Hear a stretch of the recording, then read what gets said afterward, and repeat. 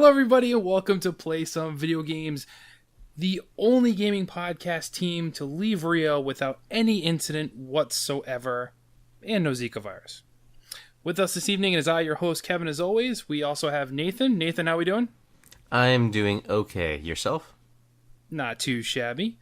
We also are joined by the Lobo Rican himself, Q. How are you? I am doing most excellent, Kevin. Thank you for being here. It's always an honor. And just when you thought we were done having new members on the show, we are joined this evening by the man, the myth, the legend himself, Seth. Seth, how are we doing? Doing swell. How are you? Awesome. So, doing well. So the way we start off every time we introduce somebody new, which we've had a lot of experience at this point in the podcast, we kind of throw it to them to tell us a little bit about themselves and the audience and kind of the origin stories and how you fell into play some video games. So we'll throw it to you first. Go right ahead. All right. Well, I am married, father of two, soon to be three. I live in Ohio, grew up here, lived here my whole life, and I do public relations for a school district here in Ohio. I've been gaming like a lot of others on the team since the NES days, and how I got to play some video games, I found Married to the Games podcast a few years ago and was listening to them, and just through the forums and Twitter and whatnot, certainly learned of Donnie and Nathan and some of the other guys over here, and sort of moved over and started writing on the forums of Play Some Video Games. And then about a month ago, I started playing Headlander, and I'm a huge fan of Headlander, liked that game a lot. And Donnie asked if I would write a review, and I said sure. And so I've done that and done some streaming, and here I am on the podcast. And there you go. Fell victim to the wooing of Donnie himself, like so many others before you. So the other thing we'd like to ask everybody is give us your favorite video game memory, whether it was getting something, achieving something, whatever that might be. We want to hear your favorite gaming moment of all time. I think of favorite gaming memories of what made me a gamer. When I was younger and playing Sunset Riders. It's one of my favorite games on the Genesis. And playing it two players, usually with my mom or with a friend or someone else, but playing through Sunset Riders and beating it is kind of what made me a gamer. Awesome. I loved that game. That was a great game. All right, so welcome, Seth. Coach Mo, just so everybody knows, obviously, given his namesake as a coach, he is very, very tied up with football season, so he'll be taking a brief hiatus for a couple months as he gets through football season, so that's why we've invited Seth up to the podcasting table itself. So, as always, we wish Coach Mo the best of luck, and we will hear from you soon, my friend. So, time to check in and see what we've been up to over the past week, or in this case, 2 weeks for some of us. And we will kick it off to Nathan himself. Go ahead, Nathan. The floor is yours, sir. Gentlemen, listeners, settle in. We're going for a ride. It's been about 2 weeks since I was last on the podcast. And in those 2 weeks, the following day after recording, a good friend bought me a game called Inside. Played through that Inside game, got 100% of the achievements. Did a review cast with Donnie. So that was, that kind of reinvigorated me a little bit, after I played the game and just kind of reflected on the friendships that I've cultivated and what it really means to be a gamer. I wrote an article on the PlaySomeVideoGames.com website, and it was called Gamers, Who Are We? Just kind of discussing who gamers are, what the misconceptions are, and what the realities really are of what gamers can be, and for the most part that I've run into are. After that, I went on a spree of playing games. I played The Walking Dead, the complete first season, got 100% of the achievements on there. Of course, I played a little more Peggle 2. Then I played some Overwatch. Another good friend bought me some Overwatch recently, so I just checked it out. I haven't gotten very far in that at all, but one of these days I'd like to dive in a little bit more into it and really get into the nitty-gritty of Overwatch and see why everybody's all excited about it. But I didn't have time. Ben-Hur came out. And when that game came out, I downloaded it as a laugh. I was going to be like, oh, this is going to be a terrible game. Oh my god. So I downloaded it, I booted it up, and I quickly realized that, yeah, it wasn't a great game, but it wasn't a terrible game. And it had some things that reminded me of Burnout Takedown, where you kind of take down cars and stuff as you go around the track. In this, it's chariot racing. That's all it is just chariot racing. And so you have a whip, and you have your horses that you direct on left or right, and you kind of just go around the track, and your goal is to either come in first place or take out the other chariots. If you're familiar with the Ben-Hur movie, you kind of understand what the chariot scene that they're talking about. This is very, very much extrapolated from that one chariot scene that's very famous. But again, this is a promotional item for the movie that's coming out. And I quickly found that, you know what, there weren't very many achievements in this game, and they added up to 1,000. So I got all 1,000 achievement points within 45 minutes of launching Ben-Hur. In fact, Ben-Hur was deleted from my hard drive within an hour of installing it, and I had all the achievements. So that was that. And I was so jazzed that I got so many achievement points. I was like, man, what else can I do? Because now the achievement vigor in me is kind of lit up. I went into The Walking Dead Season 2, and I completed that. Played through all 5 chapters. I think I did 1.5 or maybe 2 over a few nights, and completed it within a week. And, the episodes are chunked up really nicely. That they're about a couple hours long, and you can sit down in an evening and play through them. And I never played through the Season 2 storyline. That's one of the reasons why I wanted to play through the first season again, so I could get my save built up again, because I couldn't remember some of the finer points of the game. Right. Make my journey again through the first season, and then play, finally, for the first time, the second season. So I was able to accomplish that, and I have to disagree with Donnie. Donnie said that he didn't like the second season, that I should just skip it. I disagree. I really enjoyed the storytelling of the second season, and I really think that in some ways there are some aspects that made it more interesting, but that's coming from someone who really enjoyed the first season too, and the through lines and the storylines that carry over into this next game influence that heavily. So I really enjoyed Season 2. Moving on, I went back into Battlefront, a little bit of that, not a ton, but there weren't any achievements for me to get. I couldn't satiate that need for achievements. So what did I do? On my hard drive, another Telltale game, The Wolf Among Us. I played it a long time ago on the Xbox 360. I could remember parts of the game. I just remember really enjoying it. And I was like, you know what? I'm going to replay this on the Xbox One, get 1,000 more achievements, which I did. And I completed that. Again, 1 chapter each night, kind of complete it within a week. And that is such a good game. Has everybody on this podcast played The Wolf Among Us? I have. Yeah, it's the best Telltale I've ever played. It is so good. I mean, the storytelling, the humor that they put in there, and just the character, the whole detective aspect really lends itself well to the Telltale game style. And it was really well done, put together. And yeah, as I was playing through it, I started to remember some of the story plots, and I was like, oh yeah, this is what's going to happen. So I'm going to choose this option this time just to see what happens. But it's a great experience. Highly recommend that. So I got another 1,000 achievement points out of that game. And then a game came out that was a free game that, some of my friends were playing. They're like, hey, look, check this thing out. So I downloaded and installed Prominence Poker recently. And the past probably 5 or so nights, me and like 2 or 3 of my buddies will get online. We'll play a few rounds of poker and call it a night. So in there, I've gotten about 35% of the achievements so far.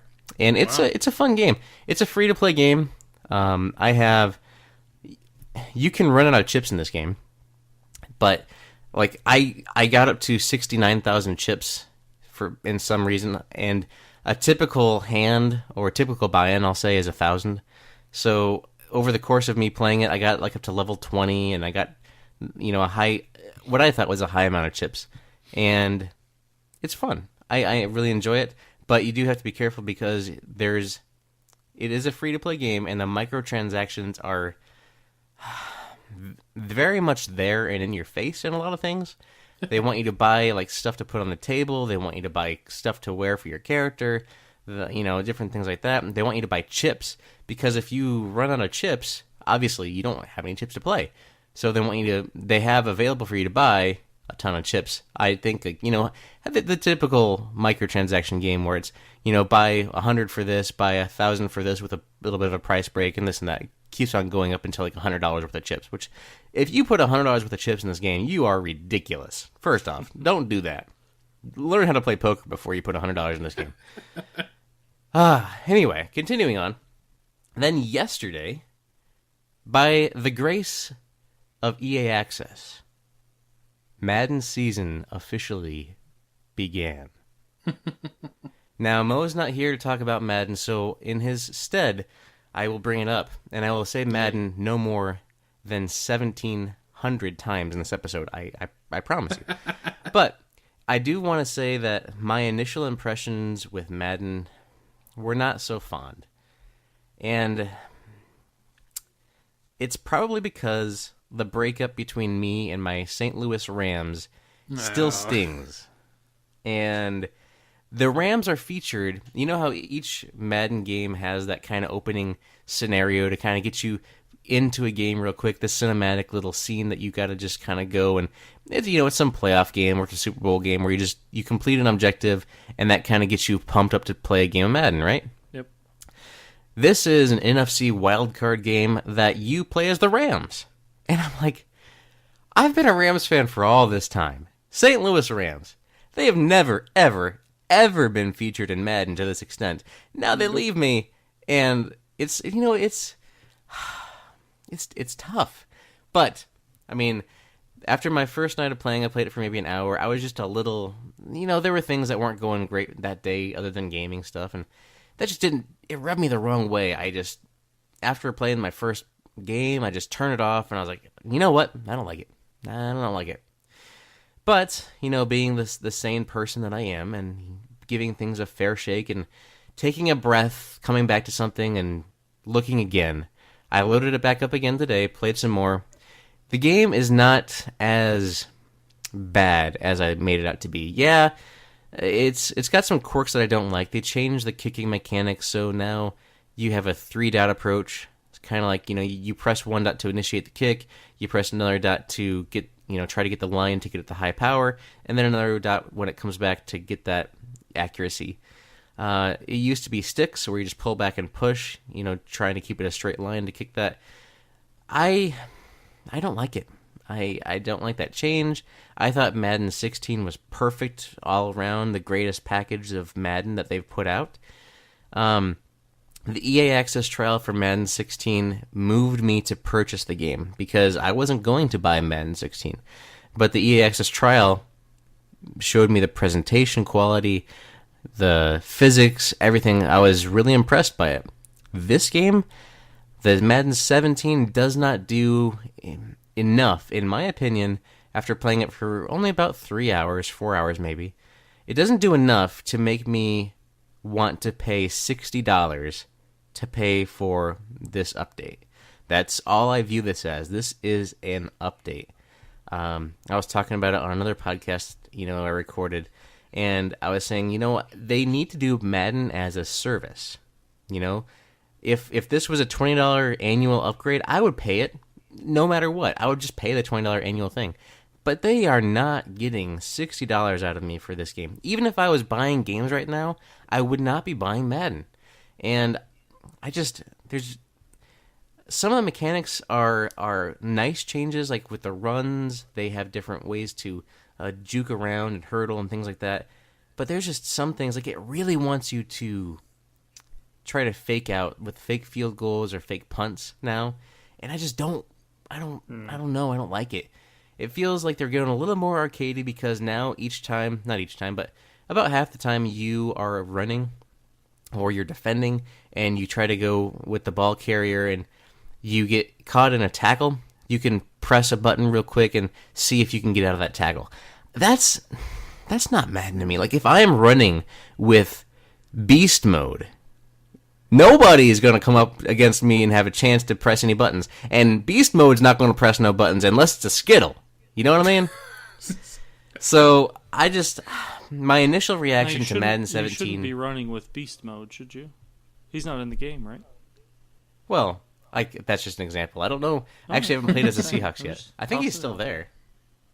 He shouldn't be. He retired. Oh, did he? Well, this goes to show I haven't played as a Seahawks, but I'm just using him as an analogy. If I'm running as Todd Gurley, let's just go that because that's who I have run with. Yeah, I know he's second year runner, but he's a good runner. He's only rated 77 in the game, which I think is too low. But I love Madden.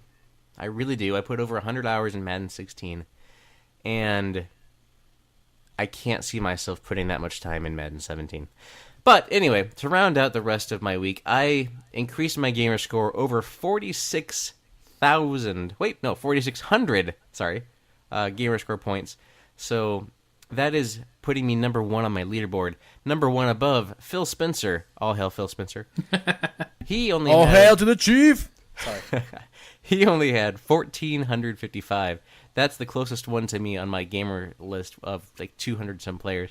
So I had quite a bit of a run there in the past 30 days of getting some achievements. So that's me. I've talked way too much. Hopefully you've tipped your waiter already because she's probably already left for the evening. But I'll turn it back over to you, Kevin. There you go. It's going to be a dry show for the rest of the night then because all the bartenders went home. All right. Nathan, it's good to hear you so excited and playing a bunch of games for once. It's awesome. So some good, some bad, but hey, you're playing something. That's all that matters. That's right. I decided to play some video games. Hey! Boom-ts. All right, Q, take it away. Buddy, what have you been up to? I hope you guys are ready because I'm going to go on for twice as long as Nathan just did.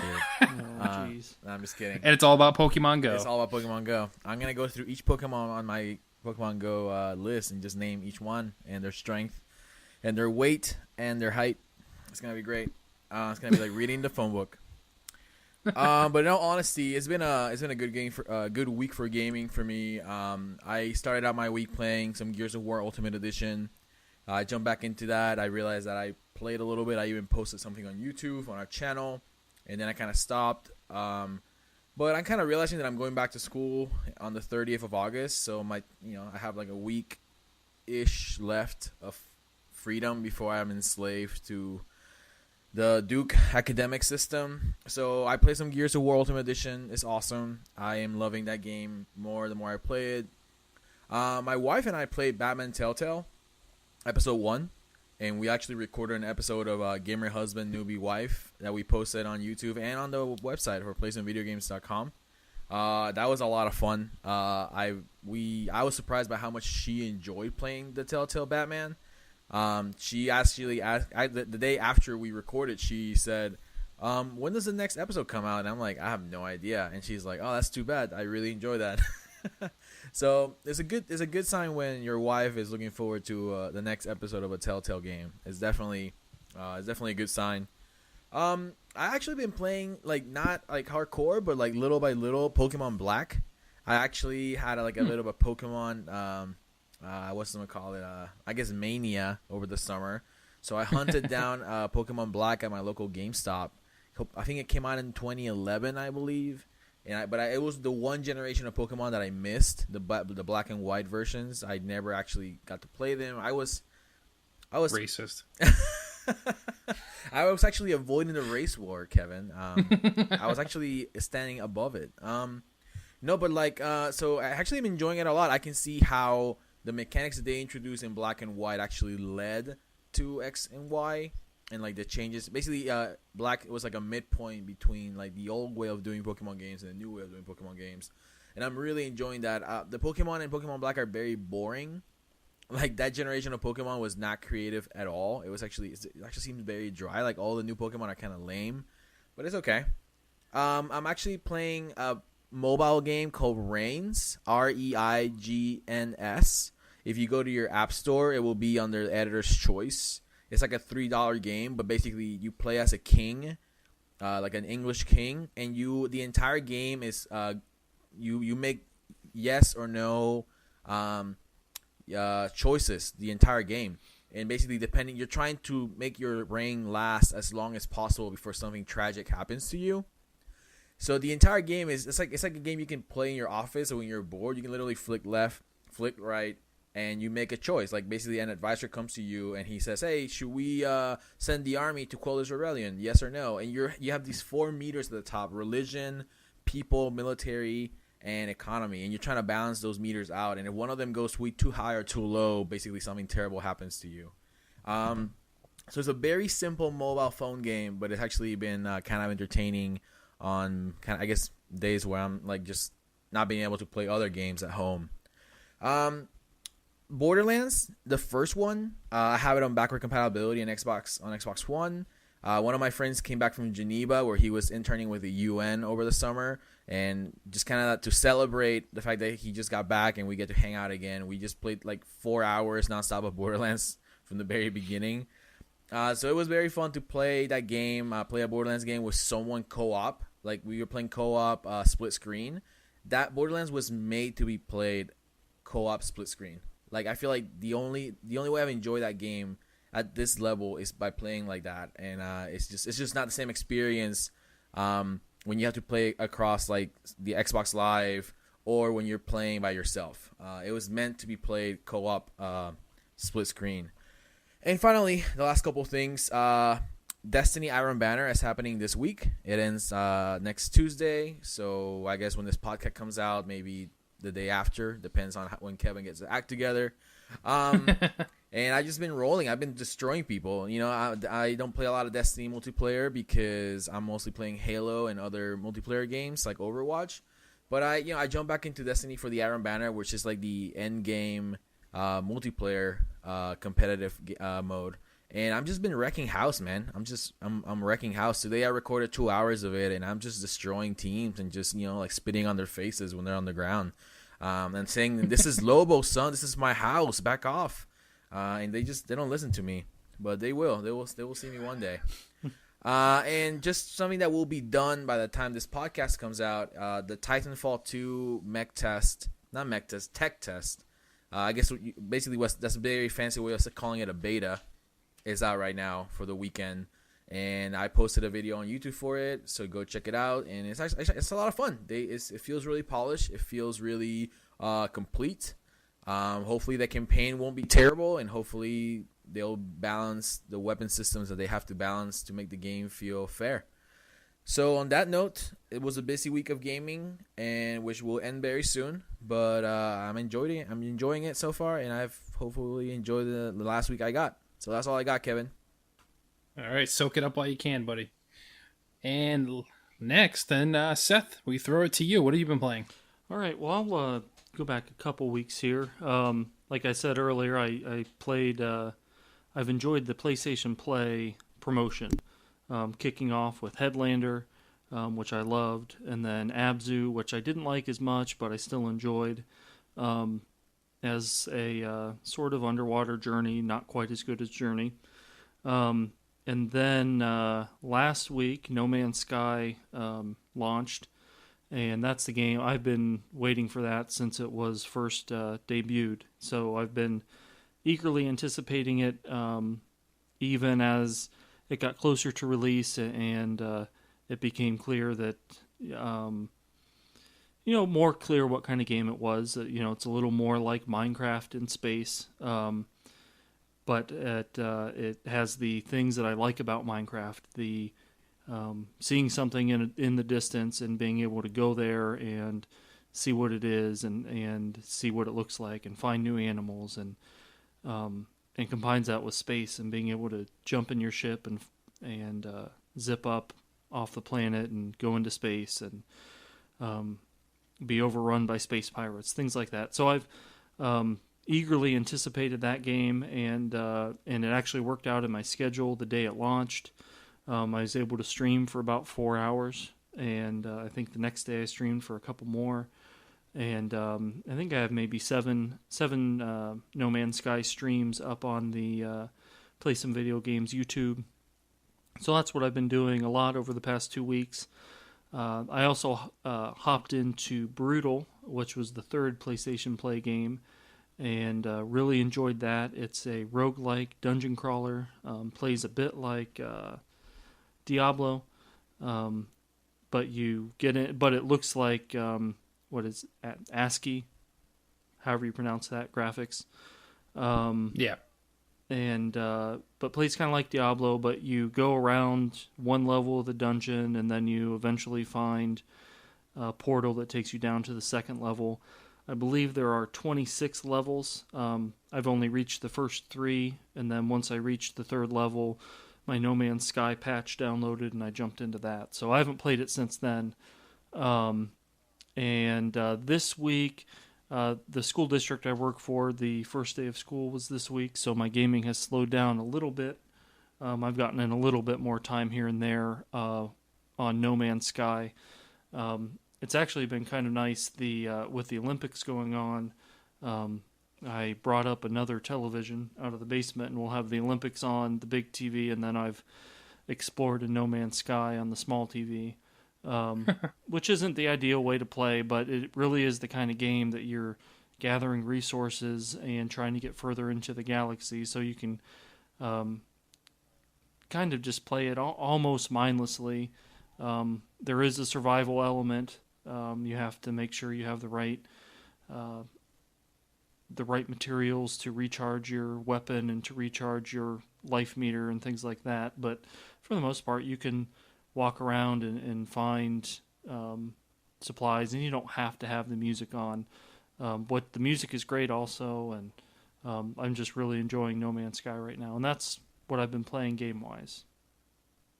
Cool. Sounds good. So I don't have a ton to really talk about as far as gaming goes. Been a little limited with my time and console. So actually I went back to PS3 for a little bit and played some of the PlayStation Plus titles I had in my backlog that I hadn't given a shot yet. So I played Siren Blood Curse, which I was actually really excited when they announced that on PlayStation Plus as a free title a couple months back. And it plays absolutely horrible. So I did like the first episode, because it's like episodic.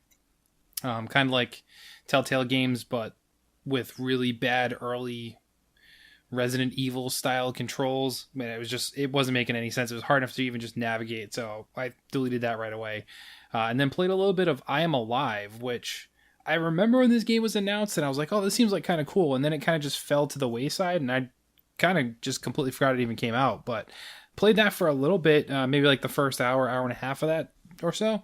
It's actually really cool. It's very much like, so far at least, it's like The Last of Us, but with a lot of like rock climbing. Like your character basically, his way of getting around is like scaling up things, and you have like the rock climbing gear, the little cords and the harnesses and stuff like that. So it's a little bit different take on a survival game so far. Some fighting mechanics with like a machete and a gun, but bullets are like super rare, so they even warn you like, don't shoot anybody unless you absolutely have to, because you're not going to find a bullet for another 10-20 minutes. So so far it's pretty cool, so I might continue playing that when I have a chance. The only other thing I'm playing right now is we were lucky enough to get a review copy of Poncho on the Wii U from Rising Star Games, so I've sunk maybe about an hour and a half to 2 hours into that so far. It's pretty cool. I'll have a review up probably in a couple days on the website, probably by the time this drops or the day after. The premise of the game is basically you're a robot that wakes up and some sort of event has happened, and it's a 8-bit like side-scroller type game. And you're a robot wearing a poncho, and you basically just trying to figure out how to get back to the tower and find your quote-unquote creator. But the unique thing about this game, first off, the music is really cool. It's very much reminiscent of NES, SNES games, so I'll have a lot of fun with that aspect of it. But it's a 2D side-scroller, but you're able to jump forward and backward into the background, into the foreground, so you have multiple layers, even though it looks like a 2D side-scroller. So like you might walk into a wall and you can't get by, so you actually have to go into the background or into the foreground even more to get around those obstacles. So there's a lot of unique little puzzles you kind of have to work out as you go through. As of right now, I haven't unlocked any sort of combat. It's basically just get from point A to point B and figure out your way there. Collecting some keys and stuff to unlock doors, but very early on. But so far, I'm having a lot of fun with it. So for something I hadn't even heard of until Nintendo kind of put out a trailer for it and its eShop update, and then all of a sudden I'm playing it. But I'm having a lot of fun with that. So look for that review next week. The rest of my updates, ironically enough, sound like the last couple podcasts from That's Entertaining. Took the kids and we went to go see Suicide Squad, which if you're a comic book fan and you haven't seen it, I urge you to see it, because it is a much better movie than what the critics are giving it credit for. Agreed. Is it a perfect movie? No, it's not, but it is way better than the score they're giving, and I enjoyed it better than Batman vs. Superman personally. So Had a lot of fun with that. And then I watched Stranger Things with the whole family. Actually, we all watched it together, and amazing show. I mean, everybody's talking about it. So, Flux Depot said watch it, and then Nathan said watch it, and then I'm telling you to just watch it. So, if you haven't seen it, it's 8 episodes. It is the best. It's, the Goonies meets Aliens meets E.T. It's, Stephen King meets Steven Spielberg set in the 80s. It's just fantastic. So watch it if you have Netflix, Stranger Things. That's all I'm saying for that. And that's pretty much it for me. So you've heard more than enough from us, guys. So now it's time to hear from you and dive into some messages. Message for you, son.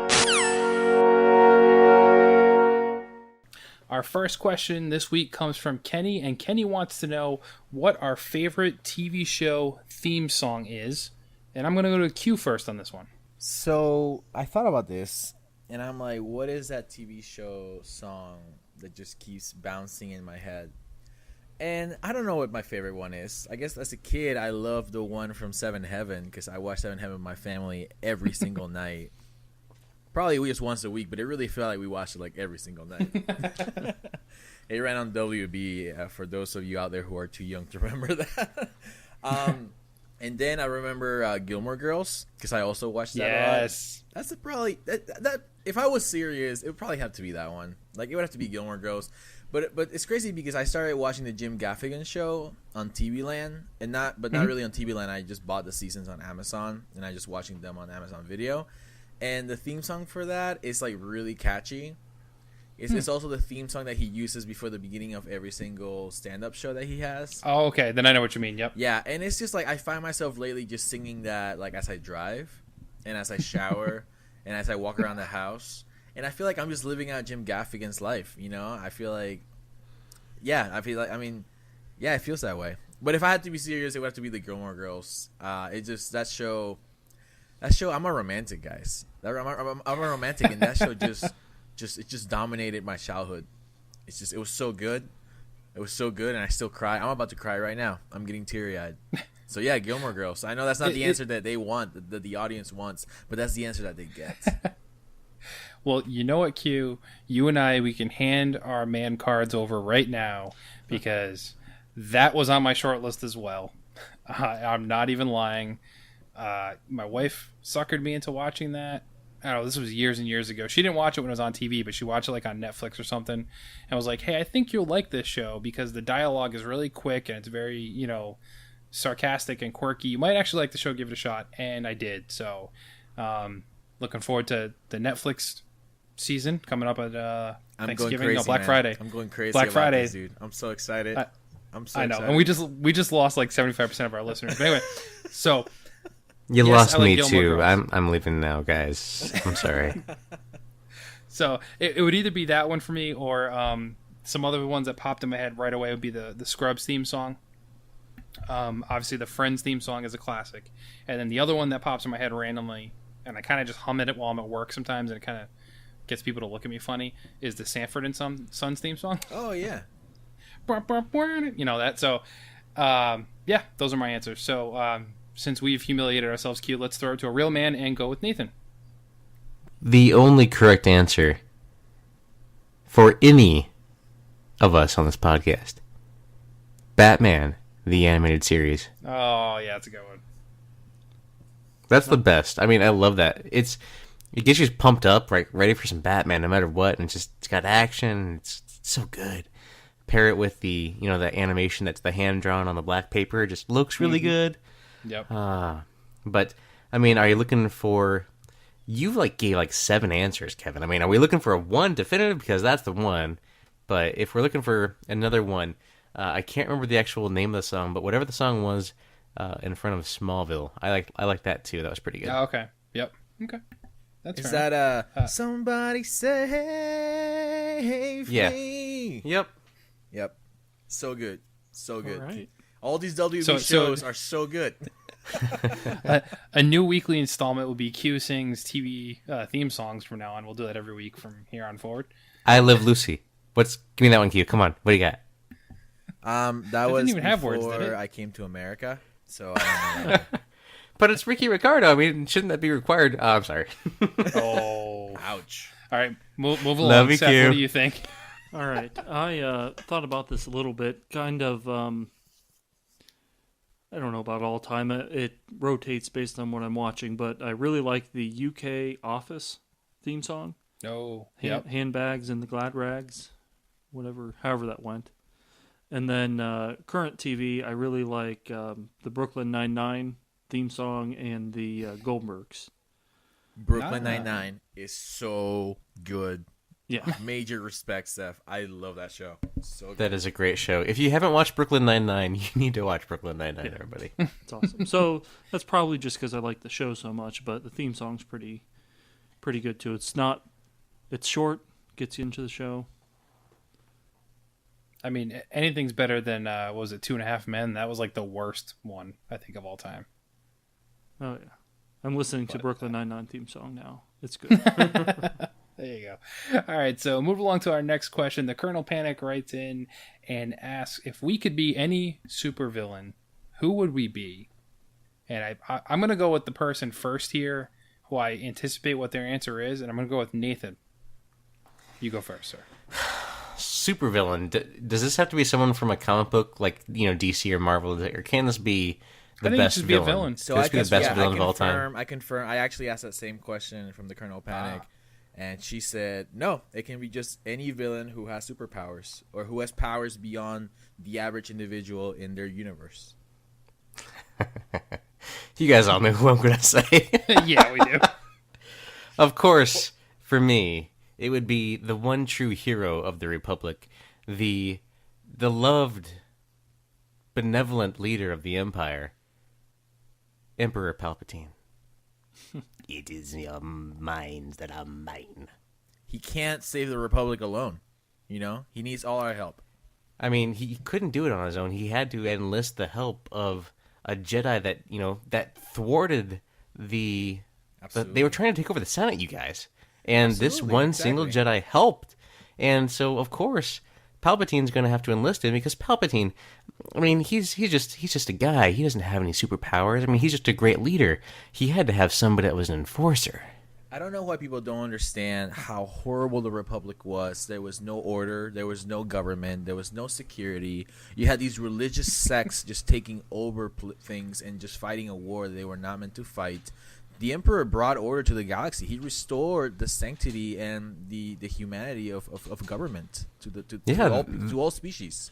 He restored peace and justice to the galaxy. Mm-hmm. Agreed. So is he really a villain then at that point? I think he's actually a hero. Well, to each their own then. So, Q, what's your answer? Yeah, I actually thought about this a lot, and I first started out with like DC and Marvel, and I was like, man, there's no one that really catches my attention. And then I thought of anime, and I thought of Vegeta in Dragon Ball Z, and how like, yeah, I know by the end of the show he's a hero, I get it. And if you're watching Dragon Ball Super, on one of those websites that they sub it from Japan, then yeah, he's still a hero, we know. But at first, Vegeta was a bad guy, and he was Goku's rival and nemesis. And as a kid, yeah, I like Goku. Goku's fine. He's great. He's kind. He's compassionate. And he's super strong. But Vegeta is the one who every little kid wants to be. Who actually wants to be. Like, no one really wants to be Goku. Goku is just kind of silly. He's kind of, I mean, you want to hang out with Goku. You want to eat lunch with Goku, but you want to go rep some weights with Vegeta. You want to go beat up the bullies. You want to go punch some kids with Vegeta. You want to be Vegeta's bro.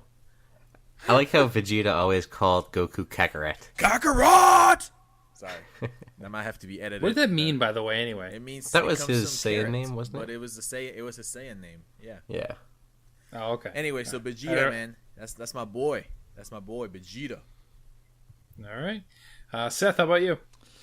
I actually had a lot of trouble.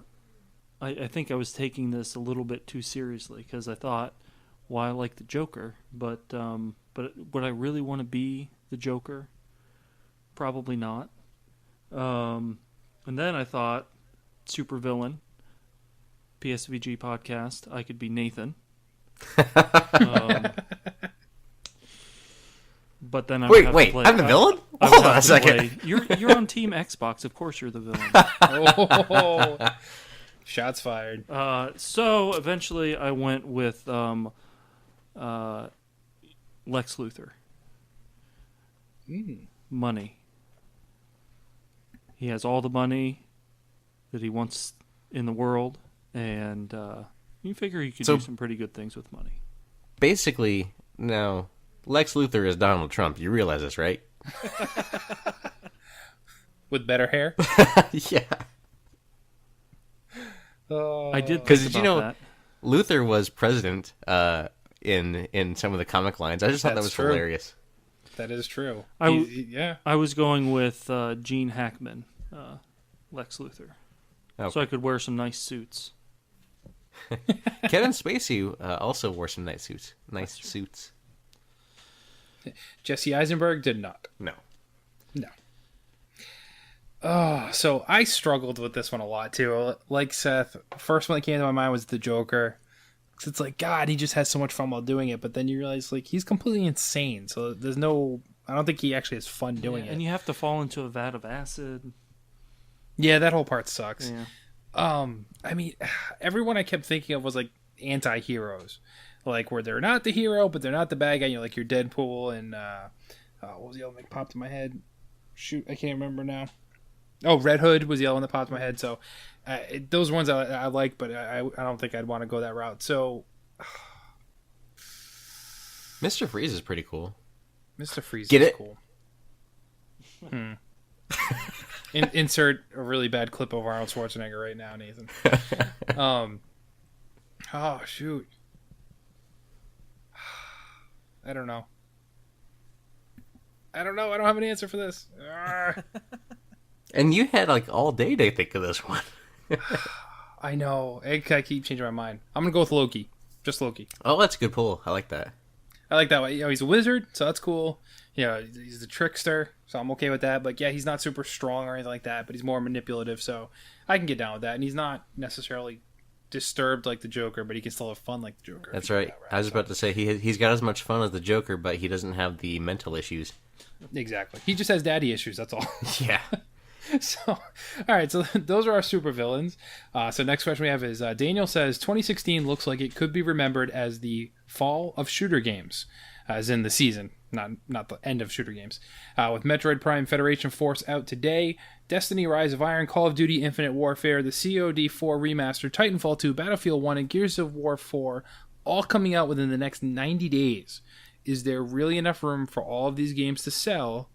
And what of these games, if any, are you excited about? So let's go to Nathan first on this one. That's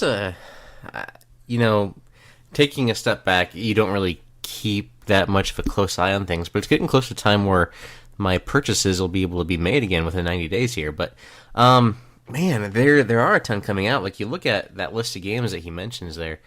For me, the standouts are Titanfall 2, Battlefield 1, and for me, Infinite Warfare looks pretty cool. So That's garbage, but that's fine. What? So bad. So, I mean, I think there's enough room for these games all to do well in their own way. They all kind of have their own following. You have your Battlefield people, you have your Gears people, you have your Call of Duty people. I think Gears is kind of the one that will be fine on its own because Gears is that third person. It's a different experience. It's not just like shooting down the gun. So that'll be kind of its own thing. Yeah, it's still a shooter, but it's a different kind of shooter. But I think that the one that's going to have a tough time this year is Titanfall 2. It's going to have a really big hill to climb because you look at these other juggernauts that are out there, the Call of Duty, you have an annual thing, but it's also got the re-release, like you mentioned. And Battlefield 1, people are pretty excited to go back and experience the Great War. Mm-hmm. And Gears, I mean, it's Gears. It's going to be a juggernaut on its own, but obviously that's only to Xbox and Windows. Yep. So, I mean, being on multiple platforms will help Titanfall 2, but it's going to be the one that's going to be the least popular in this upcoming season. But of the games that have me excited the most, it's got to be. I mean, it's kind of a tie right now between Infinite Warfare and Battlefield 1. I really want to play the single player of both of those games, but I think I'm more excited for Call of Duty, and I've never ever been excited for a Call of Duty game. But this looks like the beginning of Halo. Like, this looks like the beginning of the origin stories. Like, in 2 episodes or 2 Call of Duties from now, we'll have Master Chief. Like, literally. That's why he doesn't like it, I think. Kevin, can you inform Nathan that I will now talk to him through you and through you alone? Thank you. The Xbox empire is imploding on itself. All right, so while Q gains his composure back, I'll go next on this one then. So, for me, do I think there's enough room for them all to sell well? Yeah, I think all these are going to sell well. I mean, it's pretty much guaranteed. Call of Duty is going to be guaranteed sales. Battlefield will too.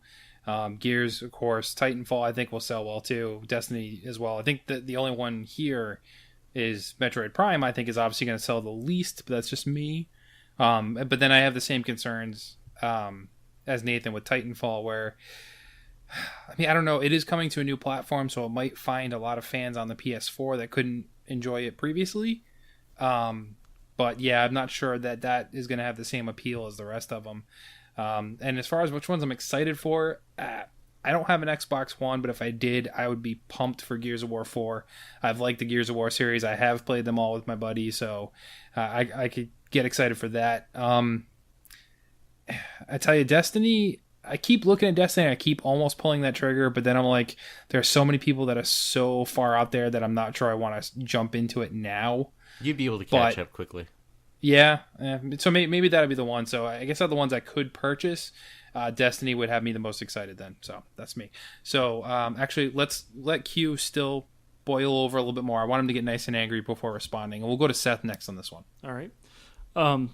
Be the first to say I'm not a huge first-person shooter fan. For one, some of them can get me a little bit motion sick. Not very many, but like Resistance was always a series that I could only play for a half hour at a time because it just made me nauseous. Call of Duty's a little bit like that, so I haven't played. I tried Advanced Warfare, but I could only play it for a little bit. I'm a huge Destiny fan, though. One of my favorite settings is space, and I've just loved the original Destiny game, and I jumped back in with last year's expansion that I'm blanking on now. Taken King. The Taken King? Yeah. And the Taken King was a really cool story, a lot cooler even than the initial Destiny story. And now I don't even know that much about the Rise of Iron because I don't want to know. I just want to jump into it blindly. So I'm really excited about that one.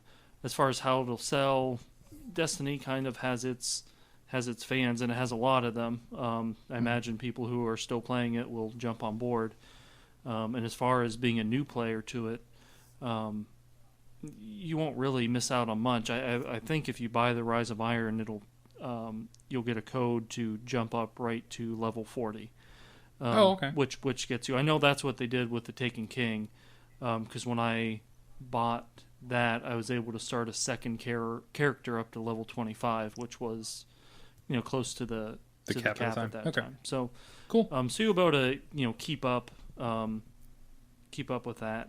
And then the other one I'm excited for is Battlefield 1. Just because it goes back to World War One, which actually I've never, other than I keep blanking on games now. What the Ubi art game that came out a couple years ago, side scroller. Oh, Valiant Hearts. The one with Valiant Hearts. Yeah, Valiant Hearts. Sorry. I loved the World War One setting in that game, and obviously this is a very different kind of game. But I like the setting. I like the storytelling you can do. Based on historical. I love historical fiction. I just got done reading The Musketeers, which is one of the early examples. Maybe not an early example, but an older example, certainly, of historical fiction. And I just love historical fiction, and so I'm excited for Battlefield 1. Of course, it comes out at right around when we're having our daughter, so that one probably won't happen for a while. Gears of War is a great series. I liked the original game on Xbox 360, but I only have a PS4, so I don't know. But it's definitely a great time if you're a fan of first-person shooters. A great time to be a fan of them. Yes, it is. You can't disagree with that at all. So, all right. So, gentlemen, to your corners. I want a clean fight. Q, no hitting below the belt. Go ahead. Hey, Cortana, find Spider Jedi. Nathan, yes. Delete friend. Thank you, Cortana. Great, excellent. Mission accomplished. All of these games are gonna sell really, really well. I mean, that's nothing to. I mean, Titanfall, yeah, that's the one that is but you know what? I think it's coming to the PS4, and there's been a lot of talk. I mean, a lot of PlayStation players want to play Titanfall. They wanted to play it when it came out on the Xbox. I think they can easily do really well in sales. I mean, the thing is not whether these games are going to sell. The question is whether the communities that play these games are going to last. And that's what you really have to worry about. Like how long will your community log into a game each day and play, 1, 2, 3 hours every night? That's the thing to really worry about. And so that's where Titanfall may actually have problems. Can they keep people logging in every night and choosing to play Titanfall instead of playing Destiny, Battlefield, Gears of War, COD, etc.? So that's their problem, keeping that community alive and somehow keeping those people wanting more Titanfall and more content. Personally, I'm gonna go ahead and say I'm gonna spend most of my time playing Destiny. I am a hardcore completionist on Destiny. I love collecting gear. I love destroying people in Iron Banner. I love doing the raids. I love doing the strikes. Destiny is the kind of game I can play by myself and really, really enjoy it and have a really good time. Gears of War is the game that I will play mostly by myself because as much as I like multiplayer, I'm excited for the campaign right now and Marcus Phoenix and whatever has happened to his home and whatever has happened to his life as a character. So I'm looking forward to Gears of War mostly based on the story. I realistically don't see myself playing a lot of multiplayer given that these other shooters are coming out. Which is the game out of all of these that I'll probably spend the most time playing socially? I'm sorry, I'll rephrase that. That depends mostly on other people playing it with me socially. Battlefield. I love Battlefield, but I know a lot of people are going to play it, but my time playing Battlefield will begin to fall off the moment other people begin to play less of it. That won't affect Destiny, that won't affect Gears of War, but Battlefield, I hate playing Battlefield by myself. Don't get me wrong, it's great mechanics, but in a Battlefield of 32 versus 32 on the consoles, you're playing as one guy in a Battlefield with 64 other players, you feel like you're kind of insignificant to the rest of the game. And I feel like Battlefield finds its money and its worth in people playing in clans and socially in squads. So if my friends play Battlefield, I will play a lot of Battlefield. But if they don't, then I'm not going to play that much of it. So, yeah. There you go. So this brings us to our last question of the evening. And Ned wants to know, are Toys to Life games dead? So I'll go first on this one, probably because I think I might be the only one with a lot of Toys to Life experience here on the team, if I'm not wrong. I will say if you walk down your aisles of Toys R Us or Target or your Walmarts right now, those sections are looking a little rough. Nintendo's got the Amiibos out, and those are pretty well stocked now, but you still see like a ton of Animal Crossing ones and the new Kirby ones now. And then you might walk by Disney Infinity if they even have it left, and everything's on clearance because that series is done. You look at Skylanders, and I think every week now Skylanders are on like a deep discount sale, but they do have a new one coming out, so don't count them out yet. And then Lego Dimensions is still out there, and I think that's still selling pretty well. I'll tell you, as being a family gamer here, that I think that's the next one I'm purchasing out because we did not bite last year because it was really expensive, high cost of entry in that game, if you will. But now we're seeing a lot of good clearances, a ton of good sales in the old packs, and Lego Dimensions announced some amazing level packs that are coming out for season 2, which is this year. You know, like the Goonies, Gremlins, Sonic. I mean, there's a lot of really cool stuff coming down the pipeline. Plus, you can still get the good ones from last year, like your Portal 2 and Back to the Future, Joker and Harley Quinn, stuff like that. So I think we're going to see a good surgence in Lego Dimensions this year, because you can get the starter pack for like $50 if you snag it on sale. And then there's all new expansions coming on top of the ones previously, and they all still work together on this game. You don't need to buy a new Portal or anything. So I think this year Lego Dimensions will do well. And I mean, you can't count out Skylanders, man. I mean, they were the first. They're still going strong. And the major advantage with Skylanders is that literally every single figure, no matter what game you bought it for, work on the next one. So you don't have to go out and buy a ton of figures for the new game, because everything you have already is compatible on the next game. So do I think it's coming to an end? No, but I can see the light at the end of the tunnel, if you will, on this. And I don't think it's going to be many more years, but I don't think this is the last year at all. So let's throw to Seth.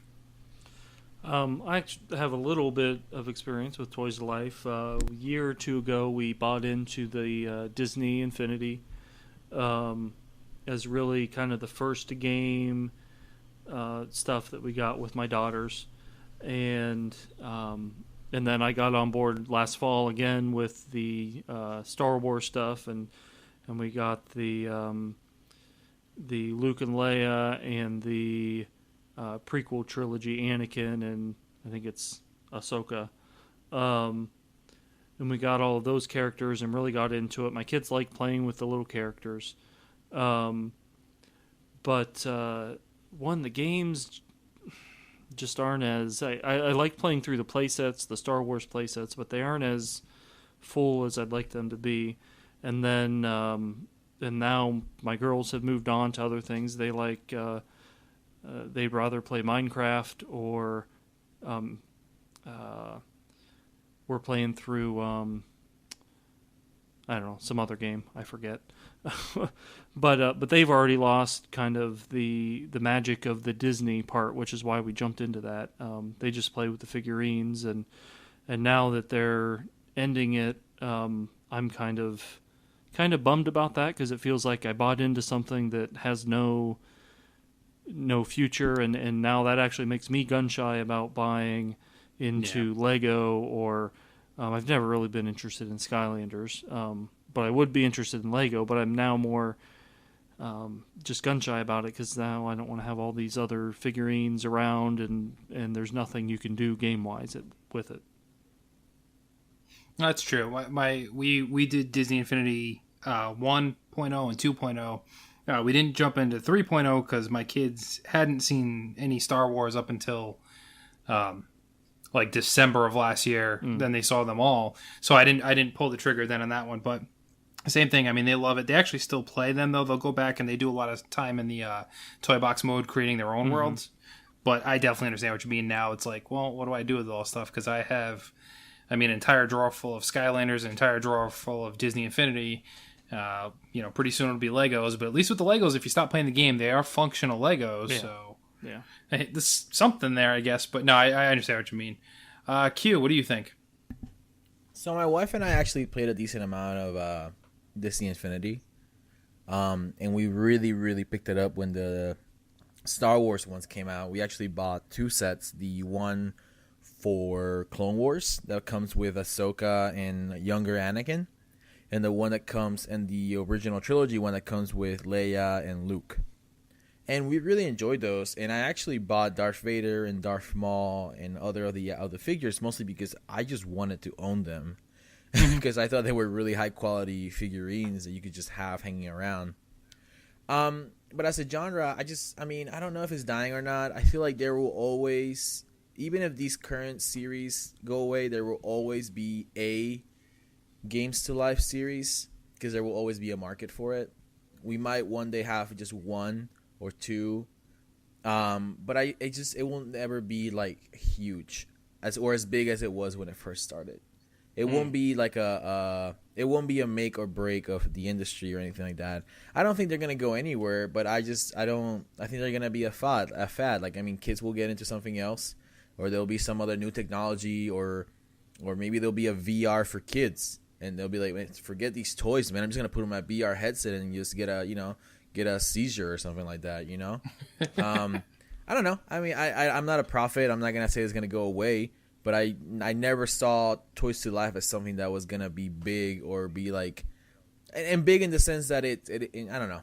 Maybe I'm not phrasing myself well, but basically, I don't think it's gonna go anywhere, and yeah, who cares? There you go. Nathan, to you, good sir. I think it's dying. I think it had a severe cardiac episode. I think that it indulged in itself way too much, way too fast, and now it's got to lean itself out. It's got to go on a diet. It's got to kick back a little bit, you know what I mean? So with Disney Infinity, personally, when Amiibo was first announced, I was all in. I was buying all of the figures until they started re-releasing the same characters again in different poses. Yeah. So then I was like, I'm done with this. I still have all those figures unopened, original first runs. I had all of them. They're in the basement and somewhere now inside of a big plastic box. So, yeah, those are pretty much dead to me. The Skylanders I've never had any interest in. The Disney Infinity, I did go all in with the Disney Infinity 3.0 Star Wars content. So I bought the original, the set that came with Boba Fett. It was the 2 packs as well as Boba Fett. I bought that one for the PS4 when it came out, and then I got all the figures after that as they came out subsequently. So I got everything for that, even the Force Awakens stuff, which I haven't actually played yet, but I enjoyed playing through those playsets. The Lego stuff, you know, I wish that Star Wars would have been Lego. The only reason I went and got the Disney Infinity stuff is because Star Wars, right? Sure. But with Disney Infinity kind of going away and this licensing structure changing with Star Wars content, it wouldn't surprise me if Lego then starts to get the Star Wars content, right? Mm-hmm. I would be inclined to buy Star Wars stuff, even if I don't play the game. You know, I would probably just be inclined to buy the sets and have the figures in the desk somewhere or something like that. But I think that it is not as thriving as it used to be. I think this holiday season is going to be an awakening to those companies that are relying on this method to sell games, to have these little figurines, because a lot of people may have gone in with the Star Wars stuff and Disney Infinity, and now it's done. There's no more to buy. There's no more support. They aren't going to put out the stuff they were going to, and it's kind of a sad thing, because if you were a parent and your kid was really looking forward to it and you bought them this stuff and they're like, okay, you know, I've been played, my character's all leveled up, now I'm looking for the next character, there's not going to be any more. I mean, it's kind of sad, but at the same time, I guess it's kind of a complete package at this point. You know what you're getting into. So I think Skylanders isn't going to go anywhere. I think it's a machine now that's pretty well-oiled and knows how to run itself. I don't think you're going to see any new players in the field for a long time if you do. No. I think that Nintendo really needs to harness the Amiibo and give you something useful to do with them, because as of now, there's not really a ton of useful stuff to do with it, as far as I'm aware. And for the Lego stuff, I think the Lego is best poised to continue on because it's Lego, for one thing, and the other thing is you can use every character anywhere. So I think it's had an awakening, which is important, and I think that the herd has been thinned out, which is also important. And I think that stores are heavily discounting, especially the Lego figures and sets right now, because they take up a lot of shelf space. They do. The packages are huge in those. Yeah, so it's not uncommon to see like 50% off sales right now on Lego starter figures. So I think that it's not dying, but it's got to take some pills. It's got to be on some medication and right itself again before it can thrive once more. Need to thin the herd. That's right. There you go. All right, that wraps up the messages for this week. So don't forget us don't forget to send us your questions. You can reach out to us at Twitter on @_PSVG, Facebook on facebook.com/playsomevideogames, and of course you can email us at podcast@playsomevideogames.com. So now, gentlemen, on to the main topic of this evening, as we've delicately titled, If It's Free, It's For Me. So with the program's Games with Gold on Xbox and of course PS Plus dumping piles of free games on gamers' laps month after month after month, whether we want them or not, we're going to take a look back at some of the best games in our opinion, or maybe some of the most surprising games we've gotten our grubby little hands on, and talk about our favorites. So let's go with Q first. What's one of your surprise or favorite titles you've gotten for free with the subscription services? Probably the title that I've actually spent the most time playing that I got through a Games with Gold service is probably Assassin's Creed 4 Black Flag. And this is why. I originally bought Assassin's Creed 4 Black Flag. Well, actually, I got it as a Christmas present whichever year that came out. I think that was 2013, maybe. I'm not sure. I really don't remember when that came out. But at that point, I was pretty burned out with Assassin's Creed. Assassin's Creed 3, the one about the American Revolution, really made me mad. The main character, Connor, sucked. He was the worst. Like, he was whiny, and it was hard to root for a hero like that. It was just like, oh my god, like, this kid he whines all the time, and he complains all the time. He's just angry all the time. And by that point, I was so tired of Assassin's Creed games that Black Flag, basically, I began playing it, and 30 hours in, I was like, I'm so done with this game. So I sold it. Sorry, I didn't sell it. I returned it for credit at GameStop. Maybe a couple years later, it comes up on Games with Gold, and I'm like, okay, you know what? I'll give it a shot. And that time around, I started from the beginning again and actually put 70, 80 hours into the game. So it was nice because it's a game that I've actually go back now and I say, well, I really enjoy that game. And Games with Gold gave me an opportunity to play it and actually give it a fair shot when it wasn't polluted by the madness of Assassin's Creed 3. And so I would say that was probably the most rewarding Games with Gold I've ever had. And so that was a good one. I would say second to that, I would say Sunset Overdrive was a great game on Games with Gold. I would have never bought that game for $60, but getting it for free and getting a chance to play it and you discover this world that is silly and goofy and cartoony, and yet it's just very well built, was very rewarding. So there you go. Sounds good to me. Assassin's Creed Black Flag, I can't agree with you more on that one. I love that game, and it's funny how one that was so good came out right after one that was so bad that it was night and day with those two games. But I agree, that's a great game. So Seth, give us one or two of your favorite free titles you've gotten and why they're your favorites. All right. One of my favorite things about the Instant Game Collection is trying games that otherwise I wouldn't ever touch for some reason or other, whether I thought they looked not as exciting or whatnot. So one of the best examples of that for me was Spec Ops: The Line. Again, I don't play a ton of shooters, and even though this one got a little bit of buzz for its storyline, I would never have tried it on my own. But when it was free and I looked into it and found out the story took 8 hours or so, not a huge commitment, I thought I'd jump in, and it's probably one of the best video game stories that I've played, certainly up there.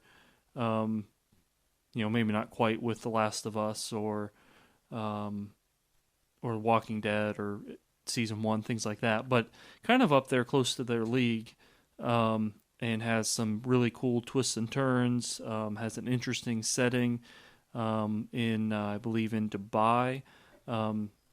Everything's covered in sand, and it's just a really cool, thought-provoking game that I never would have tried if it wasn't free. Awesome. Any others of note that you had on your list? Oh, I have a huge list. Well, give us your second choice then. Another game kind of like that, Super Time Force Ultra. I would not have tried. Sometimes I mean, I'll play M-rated games and watch M-rated content, whatever. But I don't necessarily play everything that's kind of like that. And kind of some of the stuff I'd seen about Super Time Force Ultra, I probably wouldn't have tried on its own. But since it was free and kind of launched for free on PS4, I went ahead and dove into it and couldn't stop playing it until I finished it. It's a great game. Just the whole time travel mechanic of running forward in a level and then rewinding for 5 seconds and then running forward with a carbon copy of yourself and doing that over and over until you finally get past the boss or get past a difficult section. It's just kind of a different kind of a puzzle shooter game.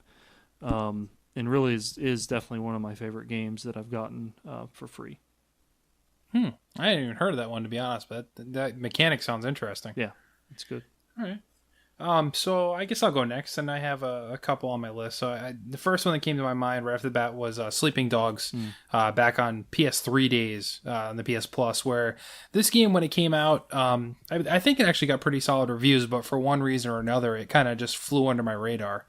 I actually didn't know anybody that played it prior to it being free on PlayStation Plus, but when it popped out, I kind of read the description. I'm like, okay, it just kind of seems like a Grand Theft Auto-esque clone with, better hand-to-hand combat instead of relying on guns. So I was like, all right, we'll give it a shot. And I really sunk my teeth into that game, and I had a lot of fun. I mean, I think at the time now, the driving mechanics were better than what Grand Theft Auto was doing. The hand-to-hand combat aspect was a lot more fun than what you'd get out of Grand Theft Auto when you had to, hit somebody with a baseball bat or something like that. Like, this was way better with combos, and,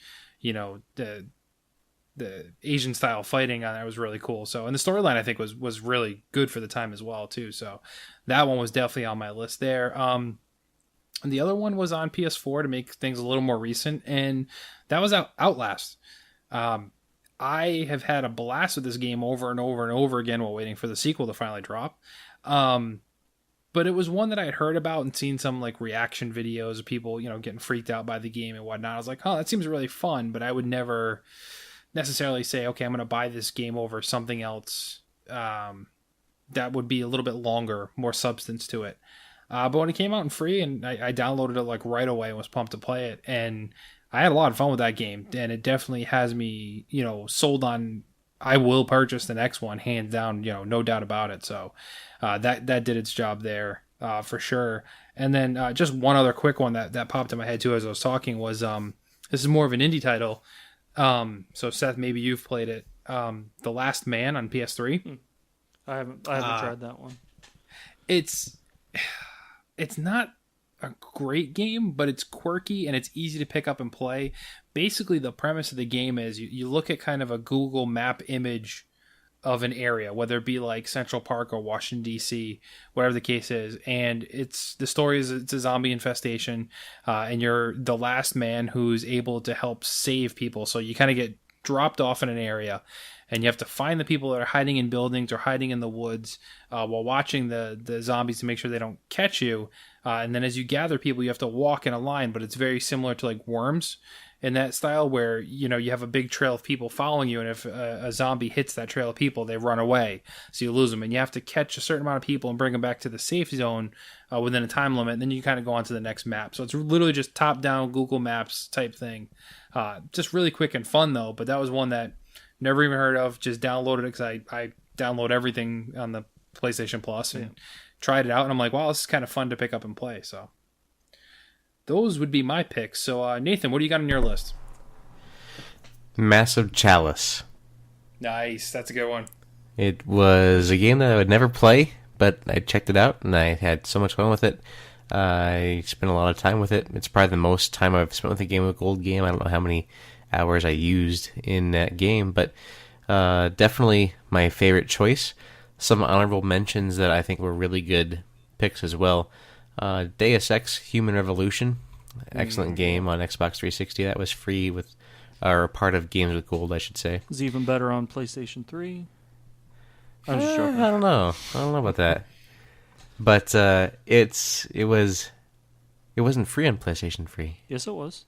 Was it? Yeah, it was. That's how I played it. Oh, me okay. too. Well, to each his own. But also, The Wolf Among Us was a great selection for the Games with Gold, as well as the first season of The Walking Dead. So, and Tomb Raider Definitive Edition was another great game because, well, you had the Definitive Edition on Xbox One, and they also earlier gave you the Tomb Raider regular edition on the 360. So, fantastic games. I mean, I'm just looking at this list right now on the Games of Gold. It goes back to the originals. I mean, it has Halo 3 on here, Dead Rising 2, Halo Reach. There's a ton of great content on here that's going back to the beginning of the program. The Witcher 2, which I have downloaded, I want to play, but I haven't had a chance to yet. And there's just a lot of great content. There you go. So we kind of blew through that pretty quick. So Seth or Q, do you have any others that you wanted to note real quick? I had a couple. When the found out the topic, it was I kept it to games that I actually got for free. There are also, and it's always kind of a bummer when you bought a game and then later on it becomes free. Yep. But there are 4 games that have been free on PS4 and some of them on Vita also that are probably my favorite games that have ever been on the Instant Game Collection. One was just recent, NBA 2K16. I bought it at launch, and I play the mess out of those games every year. And I'd actually traded my game in, and then like a month later, it became free, so I got back into it. And it's every year they outdo themselves, NBA. And then the other 3, Spelunky, Rogue Legacy, and Transistor, are 3 of my favorite games on the PlayStation 4. I know Spelunky and Rogue Legacy are also on Vita. Not sure about Transistor.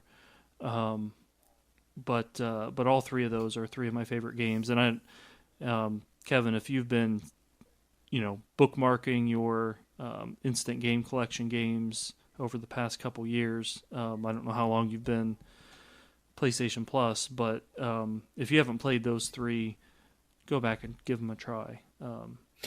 I did play Spelunky. I know that. Okay.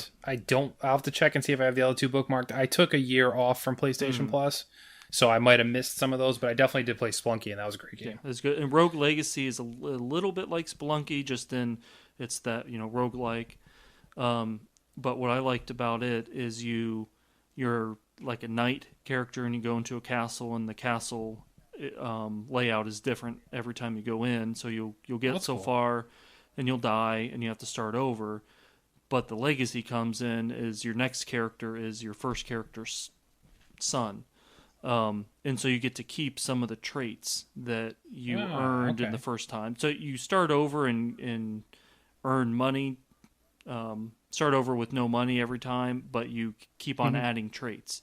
And some of the traits are like nearsightedness, so you can't see anything far away from you. Or I forget what nearsighted versus farsighted means, but It didn't have the complete. There was stuff fogged out around the edges you couldn't really see. Right. So you And have that. And, there's a lot of cool stuff that the game did. and yeah, there's a bunch of neat things about it. So that's one of my favorite games. And then Transistor is just a tremendous game. It's actually, by the time this goes live, it probably won't be anymore, but it's on sale right now for $5 on PSN as a flash sale. And Transistor is one of my favorite games on PS4 also. All right. Q, do you have any others you wanted to talk about? Not really. Something that I always think about is I always wonder why they do this, why they do the games with gold and the free games on PlayStation. To be honest, like as someone who is a Xbox fanboy and someone who is on my Xbox on a daily basis, and who actually I don't buy. I probably out of the group out of the PSVG crew, I'm probably on the lower end like of the games that I buy each year. Like I don't buy that many games each year. And yet, I always wonder, like, why do they give these free games? I feel like they do it because the other console does it. PlayStation does it, so Xbox does it, and vice versa. But, I mean, it costs them money. Every person that downloads this game, a free game and that makes it their own, Microsoft has to pay the developer and the publisher for each person, each gamer that downloads the game for free and keeps it. So I always wonder. I don't know what the point of these free games are. I'm grateful for some of them, but the great majority of them I never play and I'm not interested in. So I always ask myself, why do they do this? I think sometimes it's to build hype. Yeah, marketing. To build hype about that specific game. No, That like game or that publisher. exactly. Or the game coming, the sequel following type the deal. developer or something like that. Yeah, like indie gamers, indie publishers got to get their name out. So if they put out a really awesome indie title and it ends up becoming free, you might be like, well, that was a lot of fun. What else do they make that I can check out? Or in cases of like The Walking Dead and Borderlands, they made them free quite often, like a month or two before the sequel would come out to help push sales. So like what Outlast did for me, where yes, I got Outlast for free, but I will definitely buy Outlast 2. I'm doing exactly what they wish that everybody would do as these titles become free. And I know, I think Volume has been free in the past. Oh, I think so. Yeah, I think so. And I know, and I follow Mike Bithell on Twitter, but I know when Volume was free, of course I had already bought it. Its sales picked up on other systems. Oh, okay, yeah. So it also helps them sell more elsewhere. Other than, sure, they're giving away maybe 200,000 copies. I have no clue. But maybe that people see their friends playing it, and so they buy it on their system. It makes sense to me. So I think that wraps it up for If It's Free, It's For Me. And I think it's time to dive into the news. This week in Play Some Video Game News. Q, what do you have for us news-wise this week? Yeah, so part of the news coming out of Gamescom and this week and stuff like that is that EA is finally greenlighting the possibility of making remasters. And obviously, that was my news. Well, I have other news too. No, that's good. Me too. So the good thing about this, the reason why I'm excited is because I would love to see Mass Effect 1 remastered. Mm-hmm. I played Mass Effect on my Xbox One as a backward compatible game. I beat it again. But to be honest, it was pretty tough because it's dated and it's I mean, don't get me wrong, it's still a beautiful game, but you feel like it's when I play that game, I didn't have a TV that's as good as the one I have now. So I feel like it's forgiving. It's like oh man, like this game is great, but it's like kind of slow and it's not that great to watch. So I'm very excited about a Mass Effect trilogy. I mostly roll my eyes at most remasters and most whatchamacallit when they relaunch the game, whatever. Reboots, whatever. But this is one that I really want, and maybe that's hypocritical. I don't care. Mass Effect is in my book one of the top 5 video games of, I don't know. I want to say the current generation of gaming, but I want to say of all time. I'm sure I'll get into a lot of fights by saying of all time. I just feel like the level of storytelling that Mass Effect brought with their games is such that it kind of sets the standard, and it makes any quality of storytelling lesser than that look bad. So I just feel like the combination of great gameplay with great storytelling makes Mass Effect a great series. So I'm excited. I really hope that sooner than later we see the remasters, and that that they don't come. They don't doesn't take them too long. I want them to do it right, but I want it now. Yeah. So I agree with you. I think Mass Effect is one of the titles that absolutely, it's one of the best examples of storytelling in games out there. Just the whole universe it created. But you touched on briefly on you kind of hate it when they do a remaster and stuff like that with certain titles. For me, we're getting a lot now, like a lot. Now, I would love a Mass Effect one, so I have no problem there. It's just the titles that had just come out at like the tail end of the last gen, and then they remaster it for this gen. You don't see that big of a difference. Like, I know people were like, "Oh, The Last of Us remaster on PS4 looked amazing," and it does. But here's the thing. It also looked amazing on PS3. So that was a game that, I think it was more remastered so that people would play it that hadn't played it, maybe, that didn't have a PS3.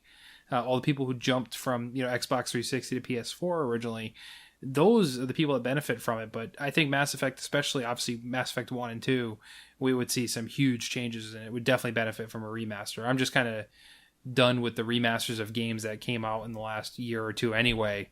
And I'm hankering more for the bigger experiences or the collections where you get, 3 games for the price of 1 is an awesome deal. So I'm excited for that.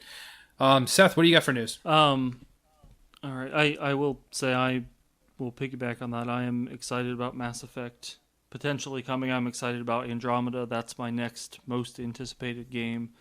Mass Effect 2 is my favorite game ever. Though I'd never beat Mass Effect 1.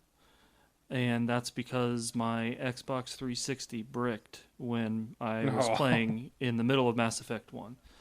And that's why I jumped over to PS3 and eventually got Mass Effect 2 and so on. But my other news is No Man's Sky patch is available as of today. Certainly by Monday it'll be, anybody who's playing the game will hopefully have downloaded it. It's on PC. It's supposed to be a lot more in depth in terms of there are a lot more problems on PC than on PS4. Oh yeah. But I know on the PlayStation 4, my game I've crashed I think maybe 3 times, and some of the frame rates can kind of slow down, and while you're flying over a planet, there's a lot of pop-in. It really doesn't take much away from the game for me. The crashes are the most annoying. But again, Sure. That's only happened 3 times. And it says for the PC version, the patch adds support for more hardware and improves frame rate at low spec, while the PS4 patch improves stability and lots more. They haven't actually released patch notes for it yet, so it's hard to know exactly what was in the patch, but and I haven't gotten a chance to play it, but I know that's a lot of people have been discouraged by they've gotten a lot more crashes and game-breaking bugs than I have, thankfully. So that's a good thing. Absolutely. Q, you have any other news of note this week? Yeah, so two pieces of news that came out in the last couple of days, and they're really short. The first one is that the head of marketing at Xbox, I think his name is Aaron Greenberg. He announced that the future is without console generations, and that right now Microsoft's basically strategy is for the Scorpio to be a new product, a premium product that won't be a new generation of consoles, but it will be added to the current generation of consoles. And that Microsoft as a company seems like their strategy right now is that this is it. This is the last generation of consoles. So that's one piece of news, not controversial at all. The other one is a little bit more of a selected niche. Star Citizen is not something that we talk about a lot on PSVG, but it's a game that is coming out at some point within our lifetime. And they just really had a massive presentation at Gamescom today, and they released a lot of new stuff that they're adding to the game. Apparently, they are creating 100 solar systems, each with 5 planets and moons.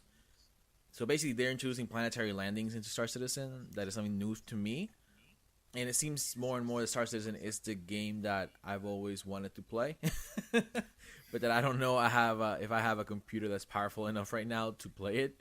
Right. So it's good that it's not out yet, because I can't play it if it came out tomorrow.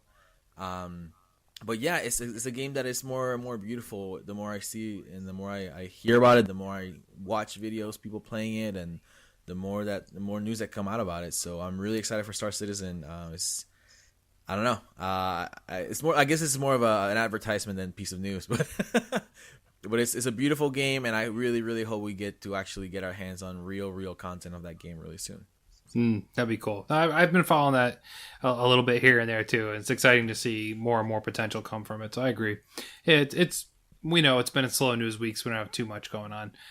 Seth, do you have anything else for news, or are we all wrapped up? A couple real quick things. One that you're really excited about is Metal Gear Survive was announced, which if you took and you had a neat, an interesting column kind of about this and about Call of Duty, but if you took the name Metal Gear off of it and just called it Survive or whatever, it would be a perfectly fine game, and it actually looks interesting. But the idea that it has to have the Metal Gear brand, it just doesn't look like a Metal Gear game. But you're a it takes place after Ground Zeroes, as Ground Zeroes is ending, and a wormhole opens up and transports a bunch of people from Mother Base into a different version, I guess a parallel universe. That has disturbing creatures that look kind of like zombies with, if you've played No Man's Sky at all, I think that the crystals coming out of their heads look like the plutonium crystals in No Man's Sky. And it's just weird. It looks interesting, but it's weird that it's attached to the Metal Gear name. And then the other one, WWE 2K17 has been getting some play, especially over on IGN as they do their annual roster release. The thing that I thought was really neat, and I used to play a lot of the wrestling games every year, but they're adding back in backstage brawls. And nice. And there's a really neat on IGN backstage brawl gameplay montage where it's Randy Orton, and I think he's fighting with Brock Lesnar, and they're fighting backstage, and they get thrown into one of the offices, and it happens to be Triple H's office, and they have a stare. Randy Orton and Triple H have a stare down. It's just kind of like emergent gameplay. And then there's another clip in that where there's a backstage brawl, and in the background you can see a wrestler having an on-screen interview. So that it seems like it's a living, breathing world. We'll see how much that actually holds true in the final product, but sure. But it looks interesting. I played a little bit of 2K16 because I liked the showcase mode and going through the Stone Cold Steve Austin stuff. But heck yeah! But this backstage brawl and some of the stuff they're doing with 2K17 has me interested in taking a look at it this year. Yeah, it'd definitely be cool. I used to play a ton of those too, and I haven't played one in years, and I feel like I've been watching the roster announcement, and I know all the classic people they keep announcing, but like maybe 70% of everybody else they're announcing, I have no clue who they are. So I watch WrestleMania every year, get together with a friend, but that's about it. Yep. I do that too, and like halftime I'm like, who is this? Yeah. Who is this now? All right, who are they bringing back for a match? That's the one I know of. So I am wondering though if they're gonna have a special band wrestlers roster at this point, because I know that they're handing out a lot of suspensions left and right. So yeah, it's gonna be weird. But they'll be like DLC where they'll take people out of the game. But all right, Nathan, do you have anything you'd like to talk about this week in the news? Just breaking news. I forgot to add on my list of games with gold greatest hits, IDARB. What is IDARB? Oh my god, me too. I forgot that too. Stands for I Drew a Red Box. Basically, it was a game that was just an indie game developed by a guy who drew a box and then saw what he could do after that. And it turned into this crazy, high-energy game where it was, 1 to 8 players, Q? You could get in that? Man, I don't remember. The It's details. it's either 1 to 8 or 1 to 4, and you're on opposing teams, or you're working together on 2 teams to take your little ball and take it across the map to put it in different goals. And one of the cool things about this game, the gameplay itself was really intense and fast and cool and crazy and quick. But if you broadcasted it on Twitch and people saw your game, they could tweet at your game hashtag and affect the game and whatever it was doing. So it could turn off the lights, it could change the music, it could get rickrolled, it could have like a flood, it could have like the gravity start to be affected. So it was actually a really cool, really ingenious use of that technology. That is awesome. I love that. And just to give some bit of news, there is a free trial this weekend if you are listening to this on the weekend of the 20th and 21st, which I doubt, for the Star Wars Best Friend content. It's going to be free to play on as like a trial this weekend on Star Wars Battlefront. As well, a Red editor found that there is an exclusive input option for Titanfall 2 in the stress test right now for Xbox Elite controllers, specially designed if you use sensitivity changes on your Xbox Elite controller. So they're getting serious with that setting. Yes, they are. All right, so I think that wraps up the mail then, and we're about ready to check out for this week. So, but before we do, is there anything you'd like to plug this week, Nathan? I'd like to plug the news that we just wrapped up. Shout out to the news. But I also, obviously, I do another podcast called That's Entertaining, and I am talking. This, if you listen to the last episode, it wasn't clear what was going to be next. I didn't know until recently, but starting this week, we'll be putting up the first episode of Sherlock, A Study in Pink. We're going to be going through the Sherlock BBC series and talking about those episodes as if they were standalone movies, because for the most part they are. And we'll be putting those up. It's called the Benedict Cumber Block, because we'll be doing the Sherlock episodes and then we'll be doing Doctor Strange to complete the block. So that's what we're doing on That's Entertaining right now. BBC and you Sherlock can find is so good. I'm sorry, Nathan. Yeah, no, it's fine. it is so good. You can find that over on iTunes and any of those places under That's Entertaining. And that the episode or the podcast is on Twitter at EntertainingPod. I'm on Twitter at SithNightmare. There you go. How many episodes of Sherlock is there? I know they don't do a ton at a time. There are 9. So there's 3 per series. There's 3 series, and there's The Abominable Bride, which is standalone. They kind of step back in time to the older era. And then there's a YouTube little mini episode. It was like 5 or 10 minutes long. So if you consider that, there's 11 in total. Cool. I think I want to check that out. I haven't next seen too, the YouTube mini episode. When does that take place? That takes place before Series 3. Okay. I'll have to. Sweet. We've watched all of them, but I'll have to go back in and rewatch them before the 4th season comes. Mm-hmm. That's coming soon, I think in January. Okay, cool. Good. That gives me time to catch up then too. So looking forward to that. Q, what do you have to plug this week?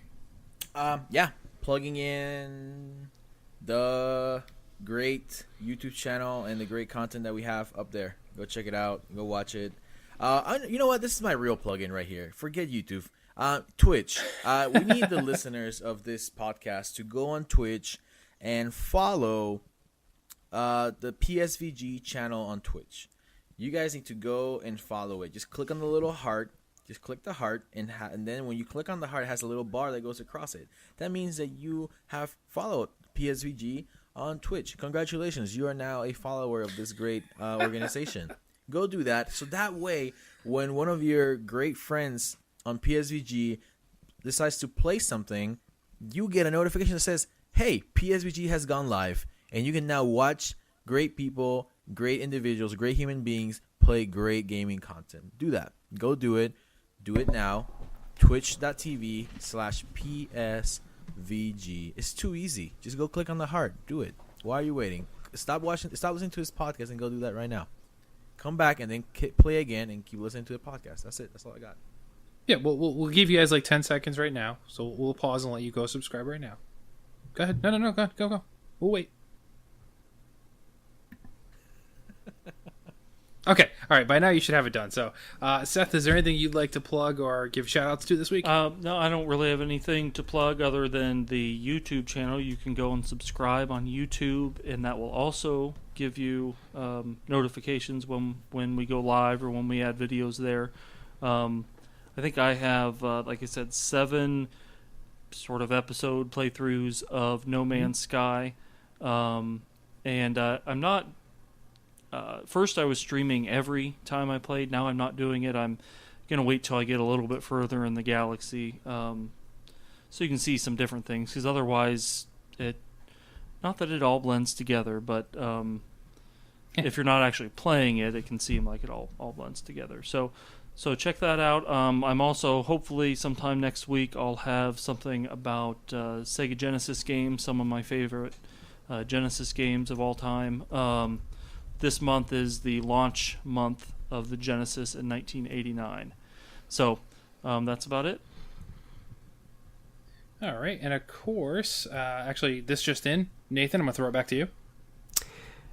Thank you. So I just want to take a minute to... this is going to be the first time I've mentioned this, I believe. Annually, I do something called Extra Life.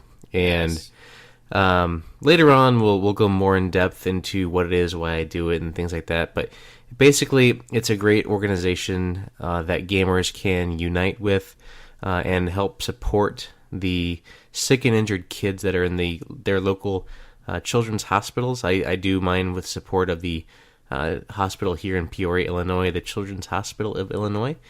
And that is going to be in November of this year is when the actual event is. And so you'll see a lot of people doing 24-hour gaming marathons. This is my third year doing it. Mm-hmm. So I think I know what I'm supposed to be doing now, but I don't know for sure I do or not. But I would like to just kind of put a shout out there. If you feel inclined to donate to help the kids, to try to just help research, help cover costs of medical expenses for these kids who, they're not in great situations. And this, every little bit helps, and it just kind of adds up over, it's great when gamers can unite and come together and help kids. It's awesome. It's such a great feeling to be able to help anybody in need, and especially when they're the little ones among us. It really lifts their spirits and helps them progress on too. So if you would be so kind as to go check out extra-life.org/participant/NT, that'll take you to my site on the Extra Life page, and you can go check out there. You can kind of see my mission, what I'm doing, and if you feel so inclined, you can donate, and that would be greatly appreciated. Like I said, every little bit helps, and you will be helping a kid in need. So again, that is extra-life.org/participant/NT. And we will make sure we will be tweeting that out as well in case you weren't able to get that as Nathan was saying it. And we'll have links on the website as well. And I think probably over in the course of maybe the next 2 weeks or so, we'll have a special podcast that Nathan mentioned so you guys can learn a little bit more about Nathan's mission here and what he's trying to accomplish and more about the program and such. So yes, please support Extra Life. It is definitely a worthy cause. So other than that, make sure you hit up the website, playsomevideogames.com if you haven't already. Check out all of our reviews, news, and of course, join us in the forum. This past week, I took my rant powers and decided I'm going to start a new weekly blog where I will rage about one thing or another that I normally do in the privacy of our own Google Hangouts. I will now share it with you. So please read it in an angry voice as you read through. So and let us know your comments as well. Start joining the debate there and argue back and forth. Just keep in mind, whenever I rant, it is exactly that. It's not necessarily a well thought out thing. It's I'm angry and I'm just writing what comes to my mind. So it's a lot of fun to read, whether you agree with me or not. You can also email us, of course, at podcast@playsomevideogames.com. Reach us on Twitter @_PSVG. Like us on Facebook, facebook.com/playsomevideogames. And as Nathan said, that's entertaining.net, fluxdepose.com for all your Jason, Lacey, and Lucas Rose needs, and our Twitch and YouTube channels as well. So, guys, I don't know about you, but I think it's time we get out of here and go play some video games. So, for everyone here at PSVG, ladies and gentlemen, never stop gaming.